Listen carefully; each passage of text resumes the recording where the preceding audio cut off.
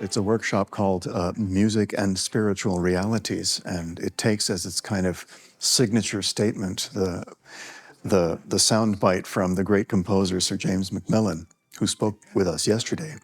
And he called music the most spiritual of the arts. And we were asked to sort of respond to that from our own kind of expertises, our own locations. And you have people responding to it from a psychological perspective, neuroscience perspective. We've heard from composers, from theologians, So it's been a really interesting blend of people. Number of psychologists who are studying music and religion, you can count them on the fingers of one hand.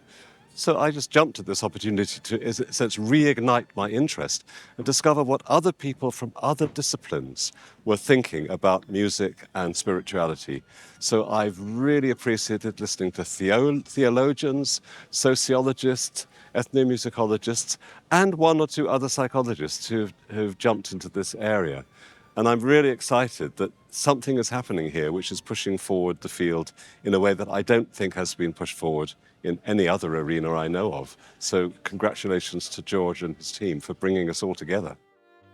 Well, I think it's doing very important work, raising important issues about the relationship between the empirical and music's relationship with the divine. But probably the core for me is the understanding, one, the importance of music, but more than that, how music is a way in which we make sense of the world and how that's a shared human reality, even though it's very diverse. It's human, therefore, well, I'm a Christian, so it's also Christian, but to think into how not only words are how we make sense of things and how we need music and how we need to think more about what happens in music and the passion with which that is shared around the room is quite something, yeah. When I saw the program and the people who I know with from my studies, from the books. So it's very fascinating to meet personally the authors and the themes, to see these different approaches to music, to this interaction between music and theology and spirituality. People have been very willing to share their experiences and share their ideas, and there's a sense of openness and generosity and collaboration, which I just find very warm and something that you don't experience very often in the academic world.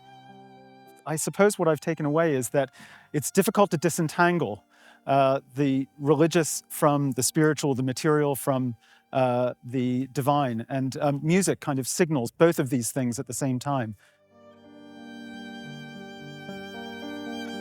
So demonstration is a tricky word, I think. My perspective is, if we mean by demonstration prove something, I think this is incredibly difficult, whether it's empirical or theoretical. I think if we take demonstration to mean point towards, then yes, it might be that there can be empirical markers of something that is happening. As to whether we can then say they are strictly spiritual and related to the spiritual is another matter. But for sure, I would say that there are physiological things happening because music is an embodied medium. Certain types of experience, spiritual experience, happen with certain types of music. I think there's a sufficient range of empirical research that's now beginning to suggest that's the case.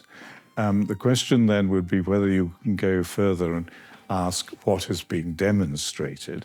So is it simply that there are such experiences?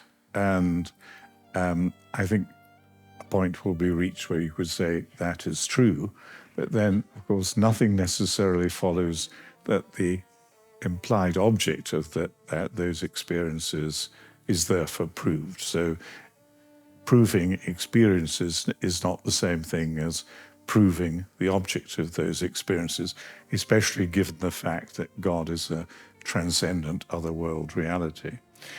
On the other hand, that doesn't mean that no evidence is being provided, so you're not giving empirical proof, but you might then reach the stage of saying, well, here we have the best explanation for these kinds of things happening, because not all forms of explanation are scientific or empirical. So you need you have to think which is the best overall account of the way the world is. And that's partly scientific, but not wholly scientific. Absolutely. Empirical is a word we don't understand very well. Empirical is what empiricism is, for me, is it only empirical? But you're a person, I'm a person, you can see me, I can see you, we live in the world, we are empirical also beings, and can that be demonstrated? Absolutely yes, it's a myth that we think we can't. My argument is yes. So my paper was using qualitative research methodology to investigate how we might plan for and implement music in mixed ecology worship. And I was specifically looking at online worship and how that's implemented in worship contexts following the pandemic. And my argument is that really to understand, to answer that question, we need to be talking to people. We need to be using phenomenology, and my analytical method was reflexive thematic analysis to observe how we actually talk about music, sacred music realities, and therefore how we implement, in my case, a strategic musical system in church. So a mainstream of the debate is very multifaceted, but what's particularly interested me is the question about how science and scientific method and objective observations can actually add to our understanding of this relationship between music and spirituality. So, for example, how can you gain information from questionnaires, surveys, interviews, and also more biological methods like EEG and blood pressure and so on? And I think the jury's out, because these more biological measures need interpretation. And very often the only person who can interpret it, why did my heart suddenly race then, is the person who was listening to the music. So you still have to interrogate them and ask them questions. You can't just rely on the biology. So that's one of the things I've taken away from this. It needs to be a complex hermeneutic process of interrogation. There are no quick fixes by just measuring something in the brain. There are markers. The speaker before me spoke about tests of people's saliva and the chemical content of it before and after listening to certain kinds of music. And there's measurable differences that he would track as signifying something spiritual, But a lot of that depends on how people define spiritual, Is it akin to how people feel when they are in love in some way, perhaps? So it's one of these things that's both ultimately ineffable, inscrutable, but also you have some even very scientific ways of hinting at it, of getting at it. I think it's a wonderful opportunity. I think post-COVID, we need to come together sometimes to cross-fertilize.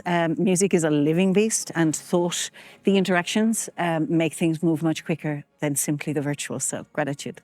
We'd like to thank the Templeton Religion Trust, which has funded this endeavour, where we're trying to see if there are ways of demonstrating empirically this commonly perceived relationship between music and spiritual realities. And it's just been a wonderful privilege to host here in St Andrews in this glorious weather these scholars from around the world to take part in that initiative together, and we look forward to collaborating with them in the future.